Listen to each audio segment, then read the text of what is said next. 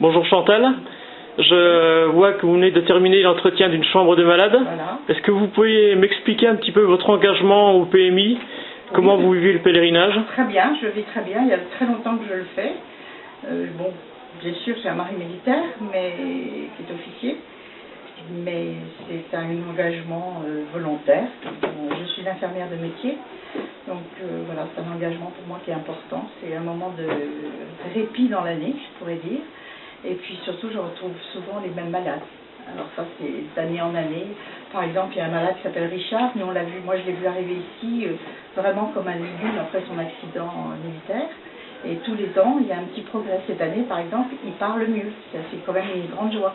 Je lui ai appris à dire le Notre Père et le Je vous salue Marie, et que chaque fois qu'il le dit, je suis à côté de lui, il me regarde, parce que voilà, il a appris par une orthophoniste à reparler. Donc ça, c'est des grandes joies de voir l'évolution. Malheureusement, il y a quelquefois des évolutions dans l'autre sens, mais bon, la Sainte Vierge peut intervenir. Je suppose qu'il y a de forts liens d'amitié qui se créent avec vos collègues du PMI, oui, ainsi qu'avec les malades. Oui, oui, tout à fait. Et on garde contact, on écrit, on envoie un mail, on téléphone. C'est très important. Et par exemple, cette année, il y a une dame qui est avec moi et elle était venue il y a 2 ans avec son mari qui était extrêmement malade et on nous l'avait donné en charge. Il y avait beaucoup de soins.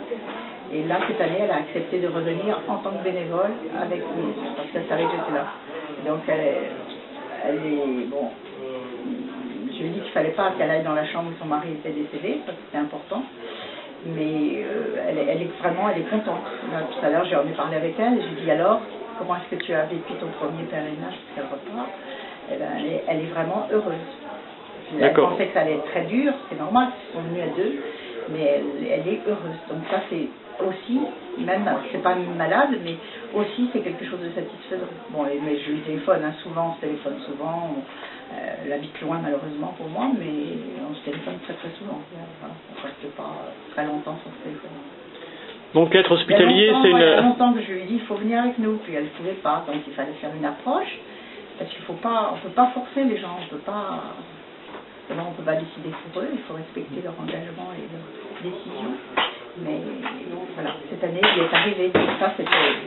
Elle m'a téléphoné parce que je lui ai dit depuis le mois d'octobre, je lui ai dit alors, tu viendras avec nous, et ça. L'approche est faite, et là, voilà, c'est la réussite, elle est là aujourd'hui avec nous. Donc elle est hospitalière comme vous. C'est une manière très intéressante, donc d'après ce que je comprends, de vivre le pèlerinage. Oui, tout à fait, tout à fait. Très enrichissante. Il y a beaucoup de choses qui se passent, il y a beaucoup de choses, il y a beaucoup de dialogues qui s'installent, il y a beaucoup de... Bon, peut-être aussi parce que j'ai la chance d'être infirmière, donc il y a beaucoup de gens qui nous disent quelque chose parce qu'ils savent que ça ne ressorte pas. C'est important, voilà, il y a une dame là, qui a appris ici que son petit-fils avait une maladie grave, donc elle s'est confiée à nous, il a fallu un petit peu le dire, la réconforter. J'ai dit qu'il fallait rester sereine, il fallait... Voilà. Donc, et puis malheureusement, heureusement, la Vierge Marie peut intervenir quand même aussi. Il faut y croire et il faut pas avoir peur de le dire.